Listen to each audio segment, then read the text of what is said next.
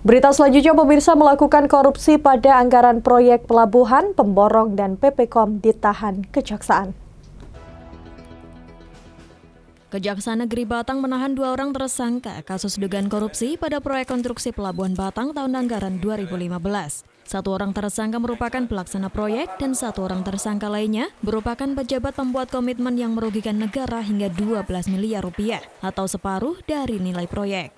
Kejaksaan Negeri Batang pada Rabu malam menahan 2 orang tersangka atas dugaan kasus korupsi proyek Pelabuhan Batang. 1 orang tersangka yakni Haryani Oktaviani selaku pejabat pembuat komitmen unit penyelenggara pelabuhan dan Muhammad Syihabuddin yang merupakan pelaksana proyek. Peristiwa hukum tersebut terjadi pada tahun 2015, di mana kantor unit penyelenggara pelabuhan kelas 3 Batang melelang pekerjaan pengadaan barang dan jasa berupa pekerjaan konstruksi lanjutan pembangunan fasilitas pelabuhan tahun anggaran 2015. Lelang tersebut dimenangkan oleh PT Persakasi Sentosa dengan nilai kontrak sebesar 25,5 miliar rupiah.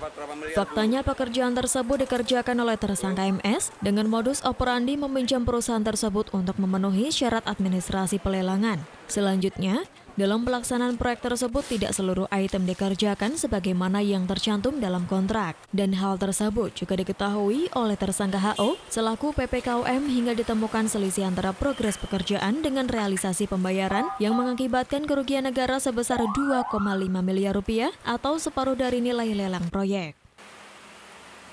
Yang faktanya pekerjaan tersebut tidak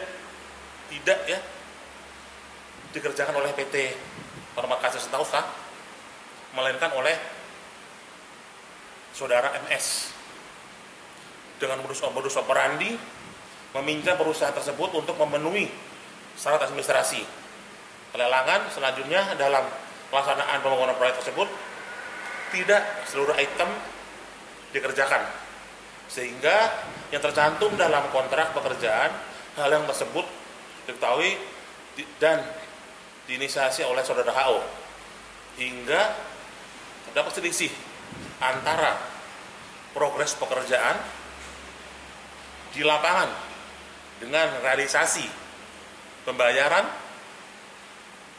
yang mengakibatkan kerugian keuangan negara sebesar 12 miliar 552 juta 427.788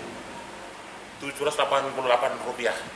Atas dugaan perbuatan pidana korupsi tersebut, tersangka HO dan MS melanggar Undang-Undang Nomor 31 tentang Pemberantasan Tindak Pidana Korupsi dengan ancaman hukuman maksimal 20 tahun penjara. Pihak Kejaksaan juga akan melakukan pendalaman penyidikan perkara tersebut sehingga tidak menutup kemungkinan diperoleh alat bukti baru dan kemungkinan adanya tersangka lain. Saif Robani, Batik TV, melaporkan.